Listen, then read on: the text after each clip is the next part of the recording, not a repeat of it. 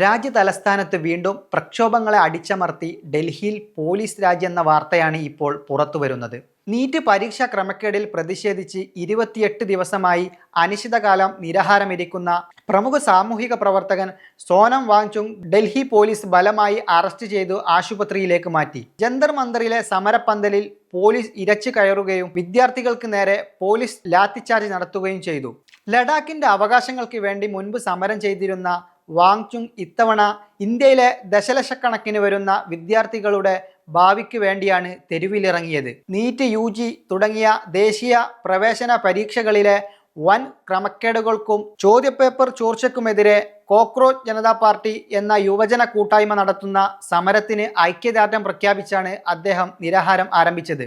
എന്നെ രക്ഷിക്കാൻ നോക്കണ്ട, ഈ സമരത്തിന്റെ ലക്ഷ്യത്തെ വിജയിപ്പിക്കാൻ ശ്രമിക്കൂ എന്നതായിരുന്നു അദ്ദേഹത്തിന്റെ പ്രധാന സന്ദേശം. പരീക്ഷാ തട്ടിപ്പുകൾ മൂലം ജീവനൊടുക്കേണ്ടി വന്ന വിദ്യാർത്ഥികൾക്ക് നീതി ഉറപ്പാക്കണമെന്നും രാജ്യത്തെ വിദ്യാഭ്യാസ മേഖലയെ തകർച്ചയിൽ നിന്ന് രക്ഷിക്കണമെന്നും അദ്ദേഹം ആവശ്യപ്പെട്ടു. വാങ്ചുങ്ങിന്റെ ആരോഗ്യനില മോശമായതിനെ തുടർന്ന് ഡൽഹി ഹൈക്കോടതിയുടെ മെഡിക്കൽ നിർദ്ദേശപ്രകാരമാണ് മാറ്റിയെന്നാണ് പോലീസ് വാദം. എന്നാൽ സമരപ്പന്തലിൽ സംഘർഷം സൃഷ്ടിച്ചുകൊണ്ട് പ്രതിഷേധക്കാരെ ലാത്തിച്ചാർജ് ചെയ്ത് ഒഴിപ്പിച്ച് ജനാധിപത്യപരമായ പ്രതിഷേധങ്ങളെ അടിച്ചമർത്താനുള്ള കേന്ദ്ര സർക്കാരിന്റെ നീക്കമാണെന്ന് പ്രതിപക്ഷവും വിദ്യാർത്ഥി സംഘടനയും ആരോപിച്ചു.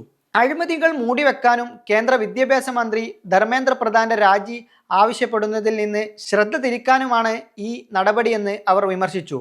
അറസ്റ്റിലാകുന്നതിന് തൊട്ടു മുൻപ് വരെ സോനം വാങ്ചുക് പറഞ്ഞത് ഒരേ ഒരു സന്ദേശം മാത്രമാണ്: എൻ്റെ ജീവനെക്കുറിച്ച് ആരും ആകുലപ്പെടേണ്ടതില്ല. എന്നെ രക്ഷിക്കാൻ നിങ്ങളുടെ ഊർജം കളയരുത്.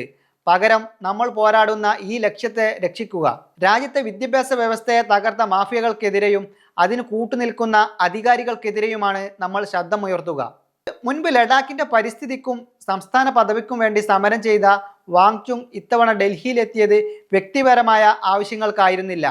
പരീക്ഷാ ക്രമക്കേടുകൾ മൂലം ഈ വർഷം മാത്രം 22ലധികം വിദ്യാർത്ഥികൾ രാജ്യത്ത് ജീവനൊടുക്കിയെന്നാണ് സമരക്കാർ ചൂണ്ടിക്കാട്ടുന്നത്.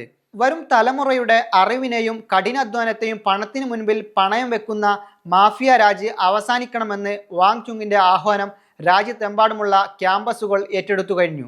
രാജ്യത്തെ ദശലക്ഷക്കണക്കിന് യുവാക്കളുടെ മനസ്സിൽ കത്തിയെരുന്ന പ്രതിഷേധത്തിന്റെ തീക്കനലുകൾ ഊതിക്കെടുത്താൻ പോലീസിന്റെ ലാത്തികൾക്ക് കഴിയുമോ? തങ്ങളുടെ ഭാവിയെക്കുറിച്ച് ആശങ്കാകുലരായ ഒരു തലമുറയെ ബാരിക്കേഡുകൾ കൊണ്ട് തടയാൻ സർക്കാരിനാകുമോ? വരും ദിവസങ്ങളിൽ ഈ ചോദ്യങ്ങൾക്ക് കേന്ദ്രം ഉത്തരം നൽകേണ്ടി വരും.